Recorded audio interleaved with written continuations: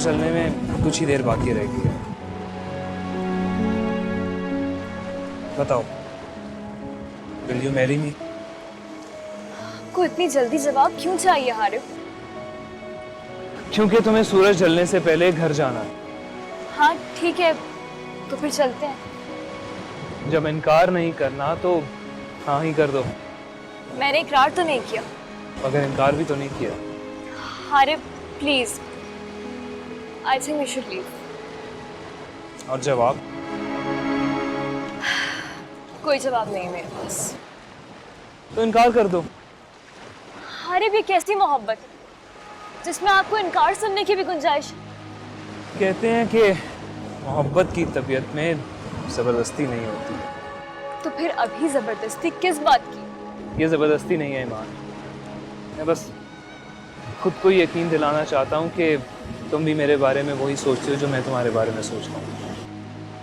शादी के लिए प्रपोज करने से पहले एक दफा ये तो पूछ लो कि क्या मुझे आपसे मोहब्बत है या नहीं। देखो, ये सवाल मैंने खुद ही स्किप कर दिया क्योंकि तुम जैसी लड़कियों को मोहब्बत शादी के बाद ही होती है। और हाँ, पसंद ना पसंद पूछी जा सकती है और वो मुझे मालूम है। मैं तुम्हें पसंद हूँ तभी तुम यहाँ आई हो ना। क्यों, क्या ऐसा नहीं है? हारिफ हम चलते हैं यहाँ से। रुको ईमान, मुझे जवाब चाहिए, हाँ या ना। हारिफ प्लीज, कोई लैला मजनू की दास्तान नहीं है, हकीकत है। मेरे आगे पीछे कोई नहीं। कैसे करेंगे आपके घर वाले मुझे एक्सेप्ट? जानी हाँ, क्या मतलब? मतलब ये कि मसला तो घर वालों का है ना, वरना तुम्हें तो कोई एतराज नहीं है ना। थोड़ी देर के लिए सब कुछ भूल के तुम अपने दिल की बात बताओ कि तुम्हारा दिल क्या कह रहा है ना। Do you accept me? Yes or no?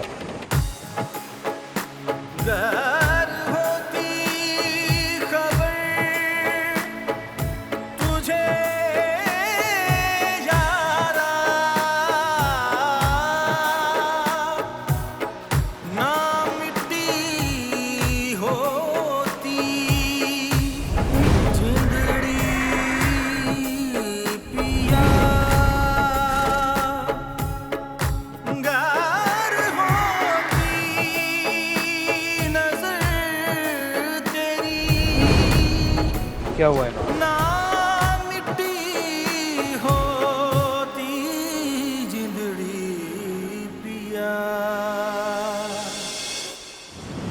क्या सोच रही हो? प्लीज टेल मी, हाँ या ना।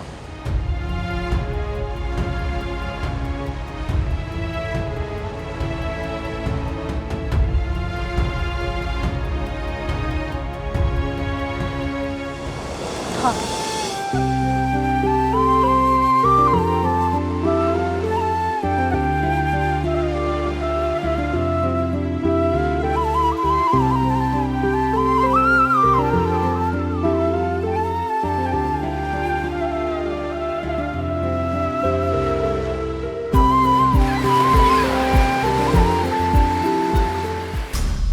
मिसेस अमान, आप अंबर को भी साथ ले आती तो अच्छा होता, जरा गपशप लग जाती। बस हमारी खुद ही उससे मुलाकात कम होती है, मिलना ही नहीं होता। कभी वो नहीं होती, कभी हम नहीं होते। बस इंशाल्लाह लेकर आऊंगी अब नेक्स्ट टाइम। मैं तो आ रही थी, सोचा कि नौशीन को मुबारकबाद ही दे दें। Thank you so much aunty. बस मिसेस अमान, आप तैयारी कर लीजिए मेरी बहू के ब्राइडल शावर की। मामा, no need of it. Why not बेटा, इतनी बड़ी खुशी इस घर में आ रही है, we should celebrate. Yes, why not. वैसे अंबर ने भी तुम्हें बहुत मुबारकबाद दी है। जी आंटी, अंबर का मैसेज मुझे आ गया था। Thank you so much. और बताएं, हारिफ की स्टडीज कैसी जा रही हैं? बहुत अच्छी, फाइनल ईयर में बहुत मेहनत कर रहा है। बहुत अच्छी बात है। जमान तो खुद इंतजार में है कि कब हारिफ की पढ़ाई खत्म हो और उसको फौरन ऑन बोर्ड ले लें। जी जी बिल्कुल, ग्रेट। आप कुछ लीजिए ना मिसेस अमान, चाय तो लें प्लीज। थैंक यू बेटा। मैं क्या तुमसे कुछ पूछ सकता हूँ?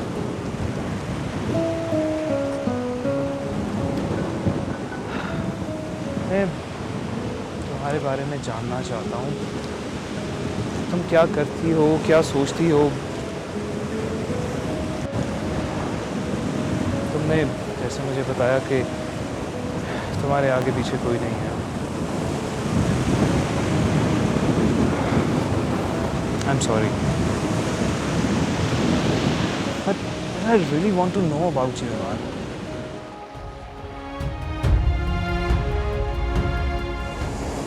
तो फिर सुन,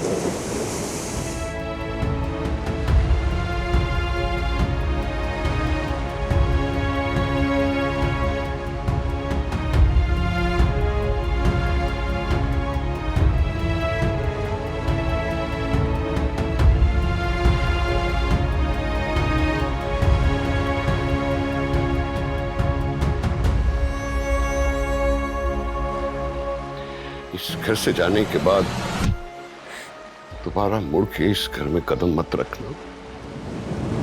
ईमान, आई एम सॉरी। मेरे ख्याल से तुम्हें एक बार अपने घर चलना चाहिए। शायद तुम्हारे फादर तुमसे खुद मिलना चाहते हो, लेकिन अपनी ईगो की वजह से वो इंतज़ार में हो कि तुम पहल करो। नहीं हारिब, वो मेरा घर नहीं है और वो हरगिज़ मुझसे मिलना नहीं चाहते, इसलिए उनसे राब्ता करने का कोई फायदा नहीं। अगर वही तुम्हारे गार्डियन है ईमान, तो मुझे उन्हीं से तुम्हारा हाथ मांगना। देखो, मैं तुम्हें प्रॉपर तरीके से अपनाना चाहता हूँ। आई एम श्योर कि तुम भी यही चाहती होगी। मेरी गार्डियन बड़ी भी है, वही मेरी सब कुछ है। बड़ी भी? जी बड़ी भी, जिनके साथ मैं अब रहती हूँ, वो मेरी रहनुमा है। अल्लाह का बहुत बहुत शुक्र है कि उसने मुझे उनका सहारा दिया। बहुत अच्छी बात है। मैं उनसे ज़रूर मिलना चाहूँगा। यकीनन उनकी तरबियत का तुम पे बहुत असर है। चलो अभी उनसे मिलते हैं। मैं उन्हीं से तुम्हारा हाथ मांगना चाहूँगा। अभी? हारिब अभी नहीं, इट्स टू अर्ली। मैं खुद तो उनसे बात कर लूँ पहले।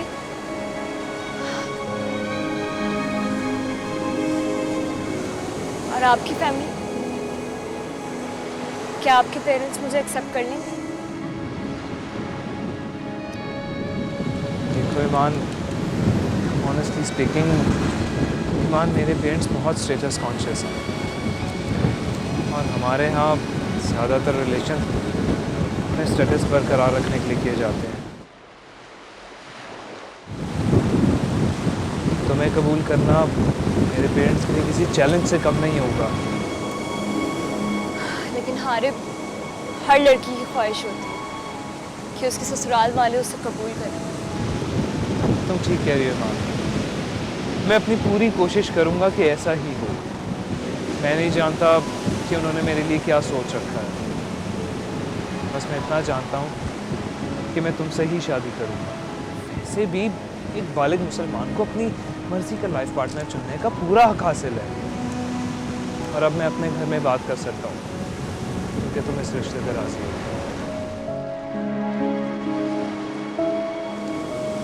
अब हमें चलना चाहिए, काफ़ी देर हो गई। चलो।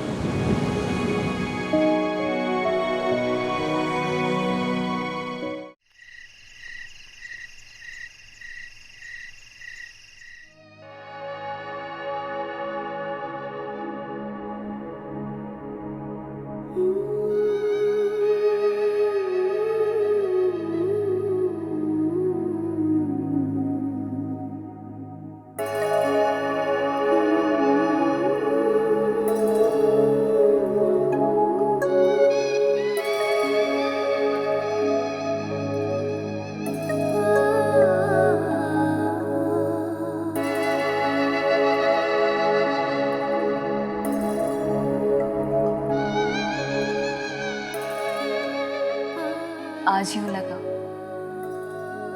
जैसे मेरी नई जिंदगी की शुरुआत होने जा रही है।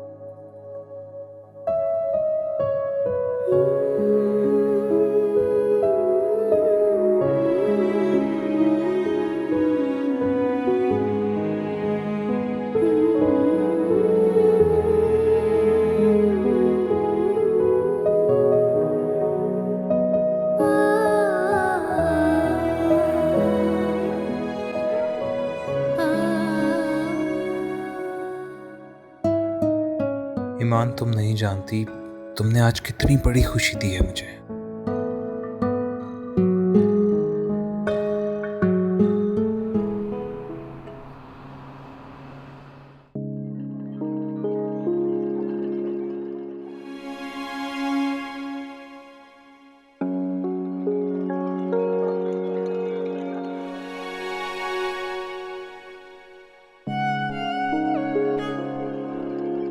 अस्सलाम वालेकुम बड़ी भी। वालेकुम अस्सलाम बेटा, इतनी सुबह सुबह? जी बड़ी भी, वो बड़ी भी मुझे आपसे बहुत जरूरी बात करनी थी।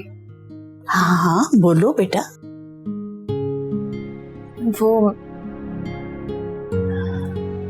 बड़ी भी मुझे एक लड़के ने प्रपोज किया है शादी के लिए। अच्छा, तो इसीलिए इतने दिनों से मोहब्बत का फलसफा तुम्हें उलझन में डाले हुए था। अच्छा, ये बताओ कौन है वो? यूनिवर्सिटी में पढ़ता है बड़ी भी मेरी, हारिब नाम है उसका। अच्छा, तो बेटा तुमने पहले कभी जिक्र नहीं किया? बड़ी भी वो मेरा क्लास फेलो नहीं है, वो MBA कर रहा है। मैं आपको सारी बात बताती हूँ। वो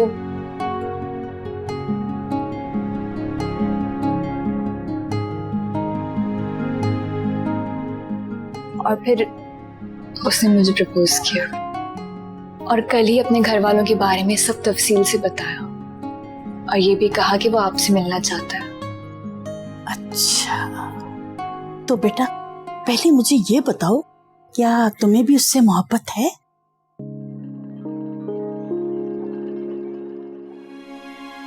पता नहीं बड़ी भी, लेकिन मुझे उसका साथ बुरा नहीं लगता और शायद मैं उसे पसंद भी करती हूँ। बेटा मोहब्बत तो निकाह के बाद खुद ब खुद हो जाती है। अच्छा ये बताओ कि तुमने उसे अपने बारे में सब कुछ बताया है? नहीं बड़ी भी, सब कुछ नहीं, बस मामा और बाबा का डिवोर्स, फिर मामा की दूसरी शादी, फिर मामा की डेथ, फिर बाबा से ताल्लुकात की नौयत, सुतेली माँ का रवैया, यही सब बता पाई मैं उसे। ठीक है बेटा, सब कुछ बताने की जरूरत भी नहीं, क्योंकि जिस चीज पर अल्लाह ने पर्दा डाले रखा है उस पर तुम भी पर्दा डाल दो। लेकिन बड़ी भी पता नहीं क्यों मैं अजीब से कश्मकश में हूँ, कुछ समझ नहीं आ रहा मुझे। ठीक है बेटा, मैं समझती हूँ तुम किस कश्मकश में हो, लेकिन इंसान को आगे बढ़ने के लिए अपने माजी को पीछा छोड़ना ही पड़ता है। तुम बस अल्लाह से रुजू करो, उससे दुआ और मदद मांगो और फिर अपने दिल की सुनो, क्योंकि दिल में बात भी तो अल्लाह ताला ही डालता है ना। जी बड़ी भी, अल्लाह तुम्हारे हक में बेहतर करेगा बेटा। तुम्हारी बातों से तो लगता है कि वो अच्छे खानदान का फर्द है, लेकिन बेटा उससे मिलकर ही पता चलेगा कि उसके इरादे कितने मजबूत है और वो कैसा इंसान है। तुम उसे घर बुलाओ। बहुत बहुत शुक्रिया बड़ी, अगर आप ना होती तो पता नहीं मेरा क्या होता, कौन मेरा ख्याल रखता।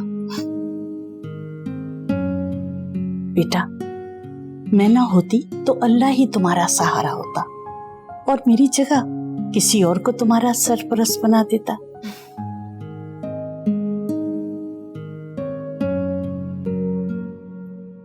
ये डन कर दिया समदानी, मैंने देख लेना तुम उसको। Okay. Hello, hi uncle. Hello, कैसी हो बेटा? मैं ठीक हूँ। आज हमारी प्रिंसेस ने कैसे ऑफिस का रुख कर लिया? बस घर में बोर हो रही थी डैड, इसलिए सोचा आपके पास आ जाऊं। अरे देखो बेटा, जब आप बोर होना या कहीं जाना हो तो हारिब को बुला लिया करो। हारिब तो मुझे अवॉइड करता है अंकल। ना मेरी फोन कॉल पिक करता है और ना ही किसी मैसेज का रिप्लाई करता है। तुम्हें परेशान होने की बिल्कुल जरूरत नहीं है, उसके तो कान खींचूंगा मैं। भाई यूनिवर्सिटी की मसरूफियत अपनी जगह, लेकिन उसे तुम्हें टाइम तो देना पड़ेगा। Let's see uncle. Anyways dad, मुझे 2-3 दिन के लिए मालदीव जाना था। कुछ फ्रेंड्स ने एक ट्रिप प्लान किया है, तो आप प्लीज मेरे स्टे और टिकट्स का अरेंजमेंट करवा दें। ओके बेटा, नो प्रॉब्लम। कब जाना है? I guess day after tomorrow. Okay, no worries, मैं करवा देता हूँ। Oh, thank you so much, Dad. Well, I gotta go now. See you. Bye, Dad. Bye, Uncle. Bye बेटा, टेक केयर।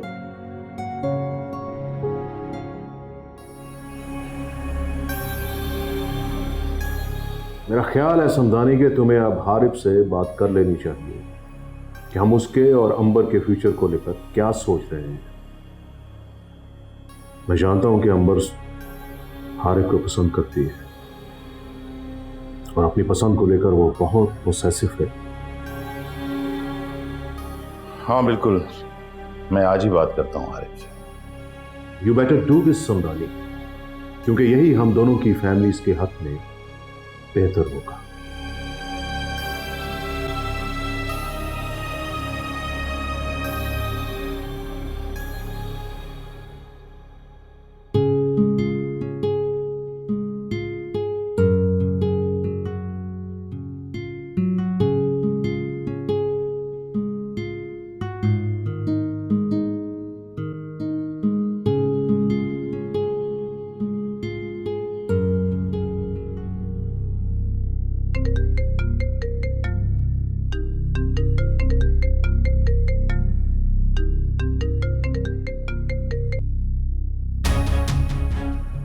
तुमने मेरा फोन काटा हारिब?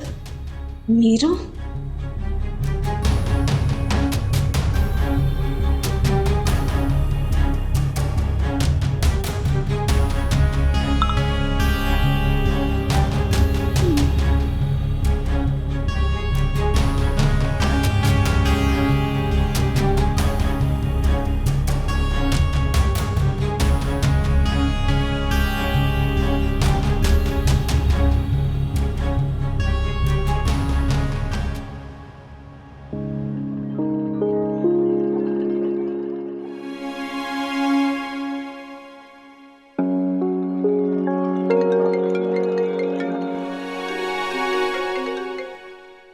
हेलो।